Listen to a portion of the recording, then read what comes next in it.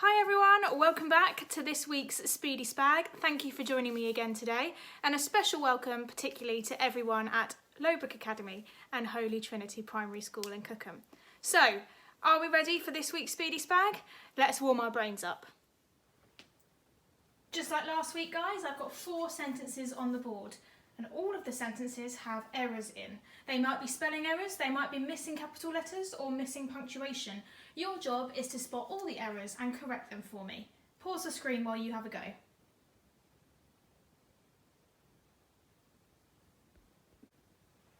Welcome back guys, how did you get on with those? Let's have a look at the errors. So we've got a missing capital letter for our first sentence, the red sentence, a missing Y for yesterday. Yesterday, comma, we need a comma after yesterday. Yesterday, I went on a long walk. Well, long is spelt incorrectly. We only need one N in long. On to the green sentence, can you see the difference?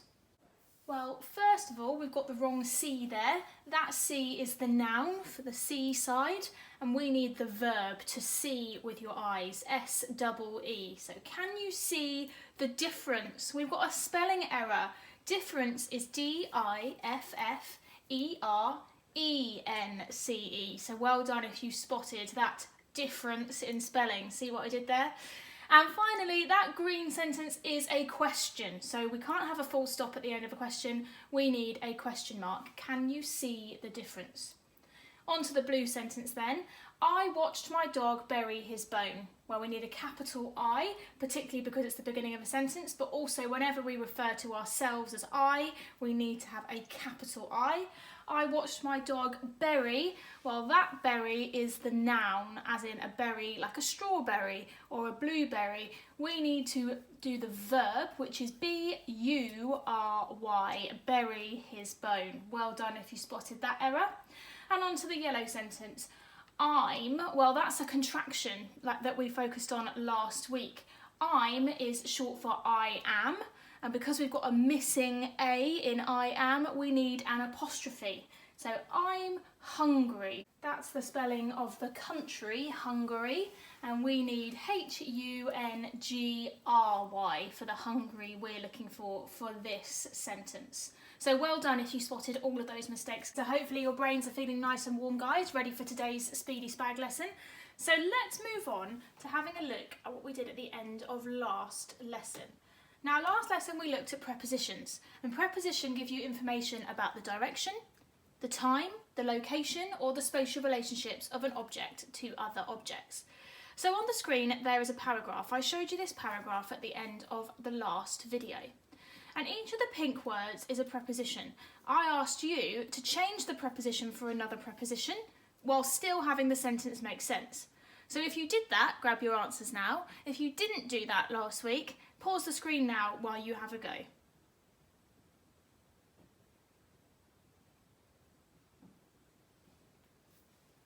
Welcome back guys, so hopefully you've got all of your answers there. So I had a go at this, and I didn't change every preposition. Some of them needed to stay the same for it to make sense, but here's what I wrote. George took his dog Sally on a walk by the canal. Sally waited next to the road. They walked over the road. Together they went inside the tunnel and over a stile. George threw Sally's ball over the tall grass and it landed in the river. Sally swam in the water and dived beneath the surface to get the ball. She ran back to George and dropped the ball beside him for another turn. She dropped it out of her mouth when she returned in front of him. Before sunset they went home and snuggled on the couch under a cosy blanket. Now, there were lots of options for some of those prepositions, so yours doesn't have to be the same as mine. Mine's just an example, but hopefully you managed to change most of the prepositions for another preposition on your list. Well done, guys. So let's have a look at what we're learning today. Well, today we're learning about modal verbs. And a modal verb is a verb that expresses obligation, possibility, and ability. They cannot work alone, and they're used in sentences with another verb. Now, it all sounds a bit confusing, but I promise you it's not as bad as it sounds, and I guarantee you will use modal verbs all the time in both your speech and your writing. So let's have a look at an example of each of the possibilities for modal verbs. So first of all, obligation. Students must wear their school uniform. So there, must is the modal verb. It goes with the verb wear, and it expresses that we have to do something. So it's an obligation. We must wear their school uniform. So possibility. He's late. He could have missed the train. So there, could is the modal verb. It says that maybe something might have happened. It's possible something might have happened. We might also say that that's certainty. And finally, ability. Whether you can or can't do something. I can do a backflip. I actually can't. I'm not going to try it for you. But there, can is the modal verb. So when I was trying to understand modal verbs myself, I thought it would be best to have sentences showing different modal verbs all about the same thing. And I was quite hungry at the time, so I chose to write sentences all about my pink lady apple. So let's have a look at the first use of modal verbs here. We've got obligation. I must eat an apple for my snack. That's saying I have to do it. Must is the modal verb. It goes with the verb eat to say that I have to do something. It's an obligation. So then there's certainty. How certain is it that it will happen? I will often eat an apple for my snack. There, will is the certainty. Then we've got permission. Please, may I have an apple for my snack?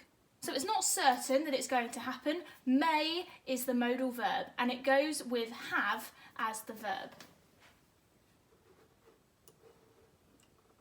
And finally, ability. I could eat an apple for my snack. It could be I can eat an apple for my snack. Could or can in that sentence would be the modal verb, and it goes with the verb eat. So all these are examples of modal verbs. So now that we know that, have a look at these 4 sentences. I'd like you to identify the modal verb in each sentence. So while you do that, pause the video.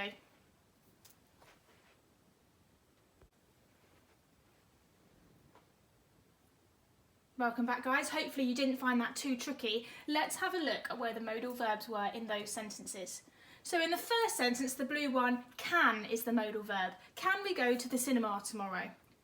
In the purple sentence, shall is the modal verb. I shall enjoy a walk outside each day. In the green sentence, you mustn't be unkind to your sister. Mustn't is the modal verb. And finally, in the orange sentence, could is the modal verb. I could ask for a new game. I might do it, but I might not. It's not certain. I could ask for it.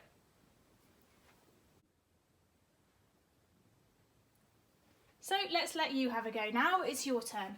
I'd like you to pause the screen while you write a list of as many modal verbs as you can. Pause the screen while you have a go.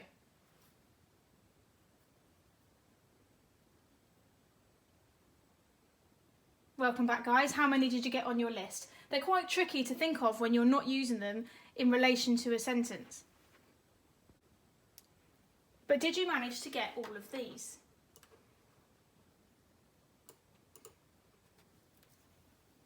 You can pause the screen while you have a look at all of those words.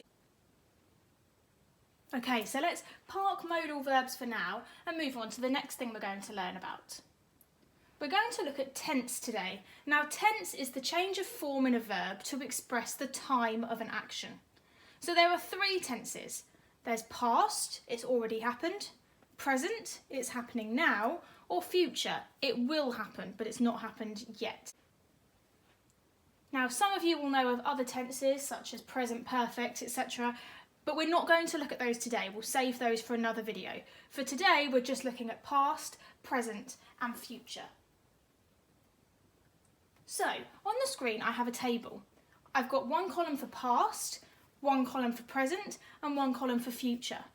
I'd like you to complete the table with the past, present, and future form of each verb. Pause the video while you have a go. Welcome back, guys. Hopefully you didn't find that too tricky. Some of the verbs on this table were quite obvious, but some of them were a little bit trickier because they changed the way the word is spelt. So let's have a look at the answers. So the first row, we were given ate and eat. Now if I ate my dinner yesterday, or I will eat my dinner tomorrow, I am currently eating my dinner. So the present tense would be eating. Okay, this one was nice and easy. Yesterday I jumped, today I am jumping, tomorrow I will jump.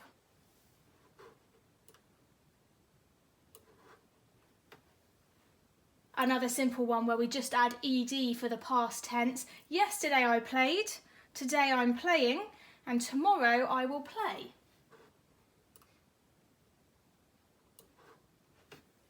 Okay, this one is a little bit trickier because they are spelt the same, but they sound different. So, yesterday I read. Tomorrow I will read, but today I am reading. Well done if you got that one. Here's one where the verb changes its form. So we had yesterday I sat, today I am sitting, and tomorrow I will sit.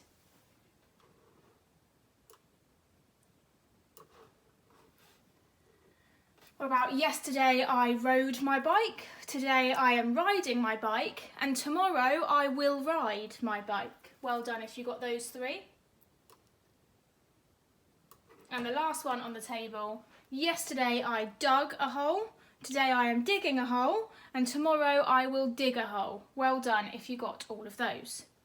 So, it's your turn to have a go now, guys. I'd like you to choose 2 rows of your table to use to write sentences in past, present and future tense. So you'll write 6 sentences all together.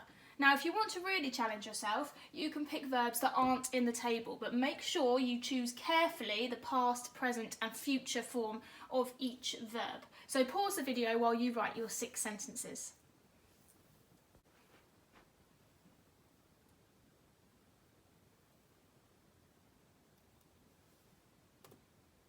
Okay, so the next job for you to do then, I'd like you to change each of these sentences to the past tense. We've got, I am riding my bike without stabilisers, I will eat my dinner nicely, my mum is making a TikTok video, I am going food shopping, and I won't smile for a photo. So pause the video while you turn each of these sentences into past tense.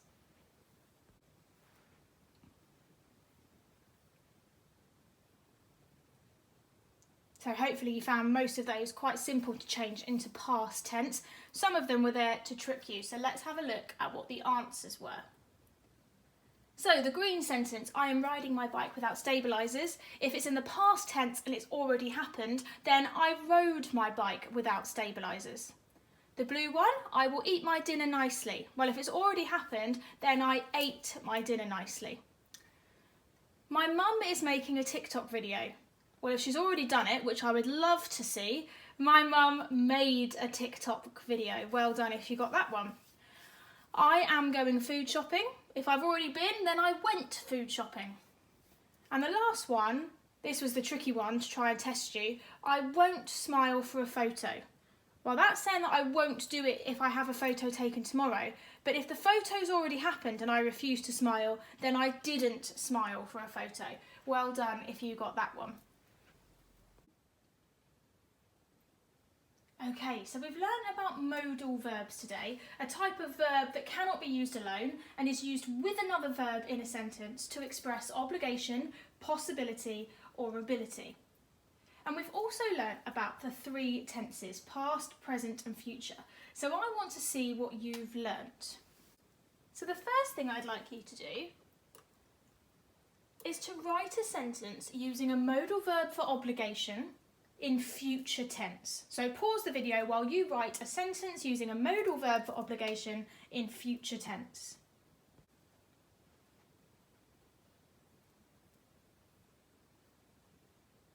So there were loads of possibilities, guys, and yours won't be the same as mine, but I wrote, I must go for a walk tomorrow. The must is the modal verb that says I will definitely do it. I'm obligated to do it. That's my modal verb for obligation. And I've used future tense because I haven't done it yet. I will be doing it tomorrow. I must go for a walk tomorrow. So let's see what the next challenge is. Now I'd like you to write a sentence using a modal verb for possibility in the past tense. Pause the video while you have a go at that.